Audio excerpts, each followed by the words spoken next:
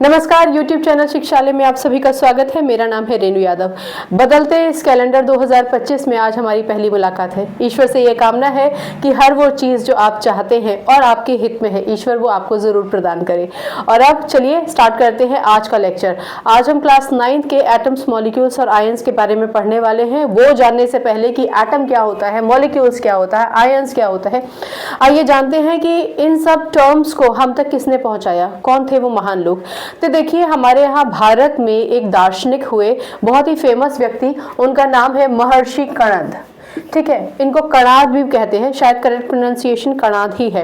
ये वो पहले व्यक्ति थे जिन्होंने कहा कि कोई भी चीज़ जो इस ब्रह्मांड में एग्जिस्ट करती है, मसलन अगर हम अपनी रोज़मर्रा की ज़िंदगी की बात करें तो सोना, चांदी, हीरा, मोती, हमारे कपड़े जो हम पहनते हैं, वो हर चीज़ जो हम इस्तेमाल करते हैं, भले ही फिर वो नमक क्यों ना हो, चीनी क्यों ना हो, उसको हम पदार्थ कहते हैं। ठीक है, तो ये पदार्थ जिन छोटे छोटे कण से मिलकर बनते हैं, उस कण को हम कहते हैं परमाणु।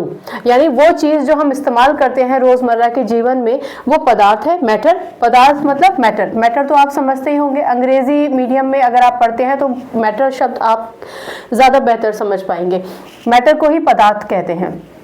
ये पदार्थ अगर डिवाइड किया जाए, इसको तोड़ने लग जाए आप, तो वो छोटे छोटे कण में बदल जाता है। उस कण को हम कहते हैं परमाणु। परमाणु, जिसको आप एटम के नाम से जानते हैं। ठीक है, तो सबसे पहली बार अगर किसी ने कण या फिर एटम की बात की तो वो थे हमारे महर्षि कणाद। ठीक है ना, कुछ लोग कहते हैं कि क्योंकि इन्होंने कण के बारे में बताया इसलिए उनको कणाद नाम से जाना जाता है। ठीक, तो एक तो सबसे इम्पोर्टेंट बात इन सब केमिस्ट्री से अलग हटके ये है कि आप ये समझिए कि हमारे देश में कितने महान लोग रहे थे, कितने महान ऐसे व्यक्तित्व थे जिन्होंने सबसे पहले दुनिया में ये बताया कि एटम होता क्या है। अब इसी चीज को रिवाइज किया जॉन डाल्टन ने। जॉन डाल्टन ने कणाद की थ्योरी को ही पढ़ा और इन्होंने प्रपोज किया कि, वैसे जॉन डाल्टन के बारे में बता दूं, ये एक इंग्लिश केमिस्ट और फिजिसिस्ट थे। इन्होंने कहा कि सच बात है, जितने भी पार्टिकल्स हैं जिनको हम एटम कहते हैं, वो सारे के सारे एटम्स से मैटर बनता है, ये बात तो तय है।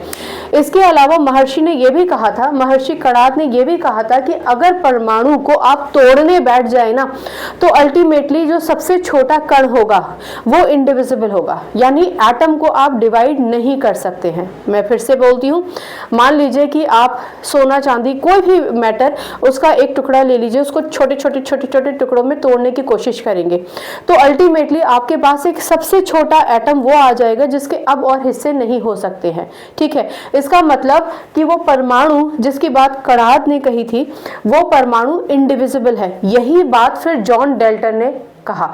जॉन डाल्टन ने ही महर्षि कणाद की थ्योरी को फर्दर पढ़ा और उन्होंने कहा कि ये सच बात है कि जितने भी एटम्स होते हैं वो एटम्स इंडिविजिबल होते हैं। आप हमेशा याद रखिए कि कोई भी डिस्कवरी होती है ना, तो एक साइंटिस्ट जो डिस्कवरी देते हैं, उस डिस्कवरी पर और बहुत सारे साइंटिस्ट फिर शोध करते हैं और अपनी एक थ्योरी बनाकर देते हैं। ठीक, तो जॉन डाल्टन को आप बहुत अच्छे तरीके से जानते हैं, इनका नाम हम अपनी केमिस्ट्री की किताबों में अक्सर पढ़ते हैं।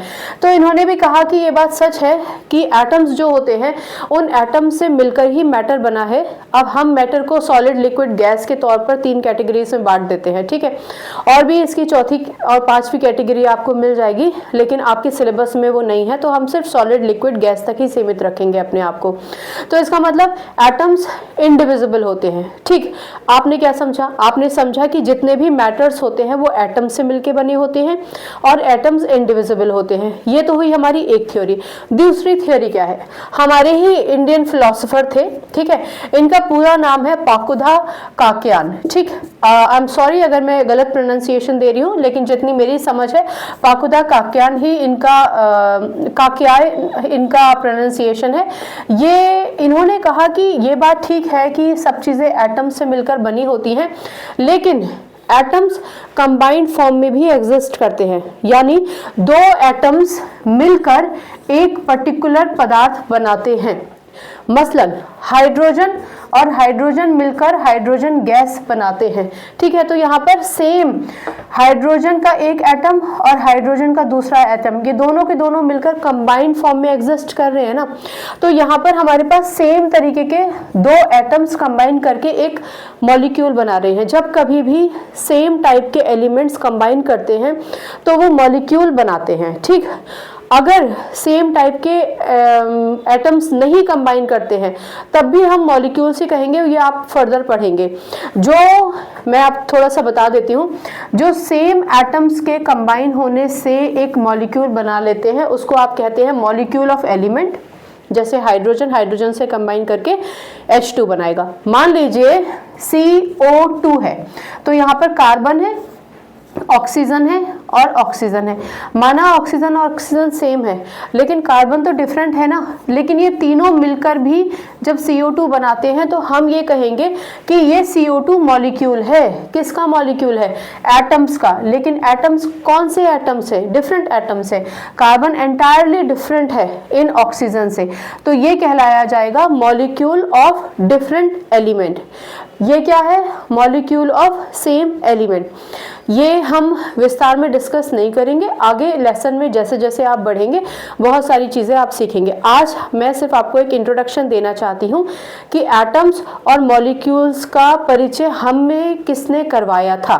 ठीक है, तो हमारे ही फिलोसफर थे जिनका नाम पाकुदा काकियान था। इन्होंने कहा कि जितने भी मैटर्स होते हैं, मैटर मतलब जो एटम्स से मिलके बने होते हैं, एटम यानी परमाणु से मिलके बने होते हैं, वो कंबाइंड फॉर्म में भी एग्जिस्ट करते हैं। जब ये कंबाइंड फॉर्म में एग्जिस्ट करते हैं तो हम इसको मॉलिक्यूल कहते हैं। और ये जो मॉलिक्यूल होगा इसकी प्रॉपर्टी डिपेंड करेगी कि किस तरीके के एटम्स से मिलके वो बना है। ठीक है, सेम टाइप के एटम से मिलके बना है, उसकी प्रॉपर्टी डिफरेंट होगी।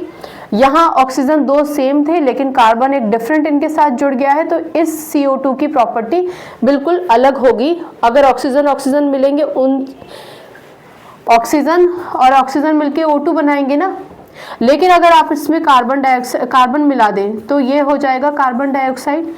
तो हमारे महर्षि पाकुदा काकियान ने कहा कि अगर एटम्स मिल जाते हैं तो वो मॉलिक्यूल बनाते हैं।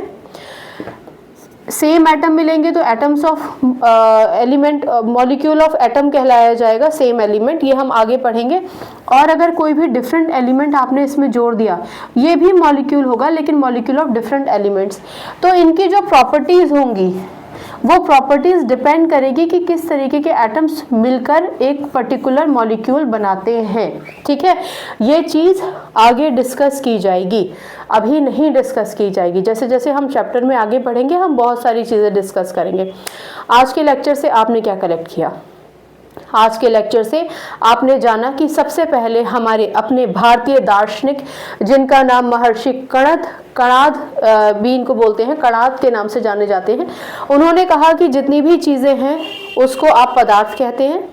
पदार्थ यानी मैटर, और वो छोटे छोटे परमाणु से बने हैं। ठीक है, परमाणु यानी कण से बने हैं। और इस मैटर को अगर आप तोड़ेंगे तो तोड़ने के बाद आपको सबसे छोटा एक कण मिल सकता है, लेकिन उस कण को आप फर्दर डिवाइड नहीं कर सकते हैं। यही बात जॉन डेल्टन ने कहा।